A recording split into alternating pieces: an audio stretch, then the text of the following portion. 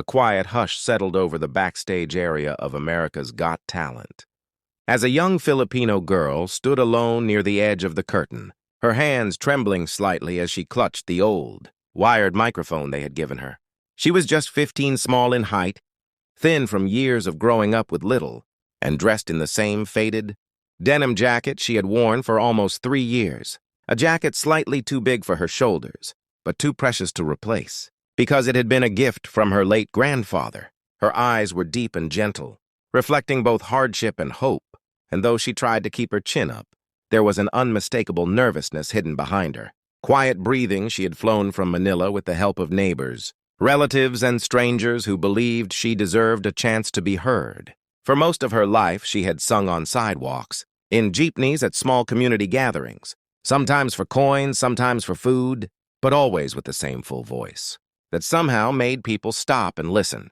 Yet nothing in her life had prepared her for the overwhelming magnitude of the AGT stage, the echo of the audience, the glow of the lights, and the mere knowledge that millions would someday watch this moment, wrap themselves around her like an invisible storm. She wasn't sure she could step into backstage. Producers whispered cues, cameras turned, and assistants rushed past. But she stayed still, whispering a quick prayer in her native tongue. When her name was finally called, she inhaled deeply, stepped through the curtain, and walked into the blinding lights, with the quiet dignity of someone who had survived enough to know that fear wouldn't break her. The audience murmured immediately, not out of judgment, but because of her almost fragile appearance. Under the towering AGT logo behind her, she looked like a small silhouette on a stage built for giants. The judges, Simon Cowell, Sofia Vergara, Heidi Klum, and Howie Mandel, leaned forward, automatically curious and unsure of what to expect. She offered them a shy smile, one corner of her lips twitching nervously, and introduced herself, in a soft voice that carried just enough strength to be heard. She told them she came from a small community in the Philippines, that her family didn't have much, and that singing had always been her way of holding on to hope.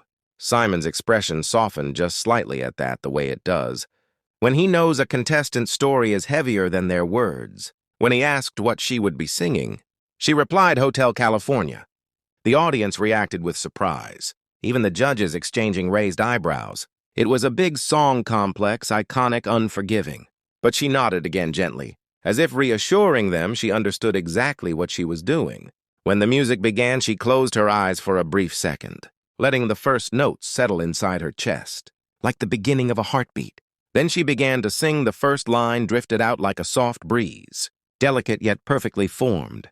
Her voice didn't mimic anyone. It carried the texture of her real life, the scratch of long days, the emotion of long nights, and the sincerity of someone who sang because she had to, not because she wanted applause. The audience went silent almost instantly, the kind of silence that isn't empty but full. Thick with attention, her tone grew stronger with each phrase, rising and falling like waves. Controlled yet overflowing with emotion, she didn't belt like a diva, nor did she try to impress with unnecessary runs. Her voice told a story of resilience, survival, and longing as she slipped deeper into the chorus. The theater's atmosphere shifted. People leaned forward, some covering their mouths, others blinking faster than before. Even the judges had changed. Heidi had already placed a hand over her chest. Sofia was slightly teary-eyed. Howie's eyebrows were lifted in disbelief, and Simon had gone perfectly still. His eyes locked on her with a kind of sharpened focus that only appeared when he knew he was witnessing something rare. The girl opened her eyes midway through the song, and the lights caught the shimmer in them. She wasn't performing anymore. She was releasing a piece of her life into the room, allowing everyone in the theater to feel the weight and beauty of where she had come from. By the second chorus, her voice swelled into an unexpected richness, gaining power without losing its emotional softness. Some audience members couldn't hold it back anymore. Tears ran freely down faces across the theater. In the mezzanine, a woman whispered, "She sounds like she's lived every line." And she was right. Every lyric sounded like it belonged to her, like she had inherited the song through life rather than melody. The judges exchanged glances, disbelief mixed with awe. Sofia wiped her cheek. Heidi blinked repeatedly. Howie's expression softened with genuine admiration. Simon, the hardest of them all to impress, showed something even more revealing.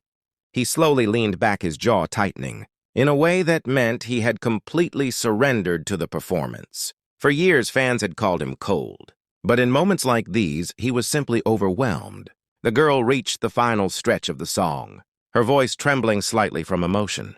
But never losing pitch, she held the room with nothing but tone, breath and truth when she landed the final long note. She didn't try to push it beyond what was natural. She simply let it float gently before releasing it, almost like a farewell. The music faded. A beat of silence followed, the kind of silence that almost felt sacred. Then the entire theater erupted. The audience rose to their feet in a tidal wave of cheers and applause. So powerful, the girl took a startled step back. She covered her mouth with one hand, disbelief widening her eyes as she stared at the sea of people standing for her. Tears began rolling down her cheeks, not because she had expected this, but because she had never imagined applause this loud. This warm, this real. Sofia clapped above her head. Heidi kept repeating beautiful how he shook his head in admiration. But it was Simon who commanded the moment. He didn't speak immediately. He let the reaction wash over her, let the applause continue, let the moment breathe. Then he leaned into his microphone, and in a voice softer than anyone expected, he said that wasn't just good. That was extraordinary. The crowd roared even louder. Simon continued, telling her that her voice had something that couldn't be taught. Raw emotion, depth, honesty, he said. He believed people around the world would be talking about her. After tonight, that some voices weren't just heard, they were felt. The girl's tears fell harder, her shoulders shaking slightly. But she stayed strong, clutching the microphone like it was her anchor. Sofia spoke next, voice trembling, as she said, she had never expected a young girl with such a quiet presence to make her cry within seconds. Heidi praised her for transforming a legendary song into something new, something heartbreaking, something stunning. Howie told her she wasn't just a singer. She was a storyteller, and her story mattered. But as the judges spoke, Simon's hand slowly drifted toward the golden buzzer. Resting near it like the weight of a decision was pulling him. The audience noticed first. Erupting in screams, the girl gasped. Covering her mouth again, the other judges looked at Simon wide-eyed. He didn't rush. He simply looked at the girl with a fatherly intensity and said, "You deserve something special." Then he stood up and slammed the golden buzzer. The explosion of gold confetti was instant, bursting from every direction and raining down in a shimmering storm of celebration.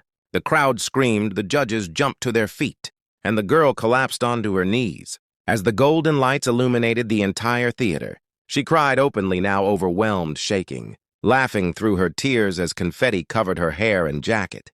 Simon walked onto the stage, an uncharacteristically warm smile on his face, and helped her to her feet. He leaned down just slightly so she could hear him over the music and told her she had just created one of the most unforgettable moments in AGT history. The producers rushed to the stage as the golden buzzer theme played, lifting her into a hug before guiding her toward the back. The audience didn't stop applauding, not even as she disappeared behind the curtains, still holding her hands to her face in disbelief. Backstage, she fell into her mother's arms, both of them crying uncontrollably. Her mother kept whispering how proud she was, how all the years of struggle had led to this single shining moment. Crew members applauded as she walked down the hall, still wiping gold flecks from her eyelashes. She had arrived at AGT as a girl from a small Philippine community, someone the world didn't know. But she left that stage as something entirely different, a symbol of hope for millions watching, a reminder that true talent doesn't need fancy clothes or a lucky life, just a voice and the courage to use it. And as the cameras followed her down the corridor, still shaking from emotion, the world waited because her journey had only just begun.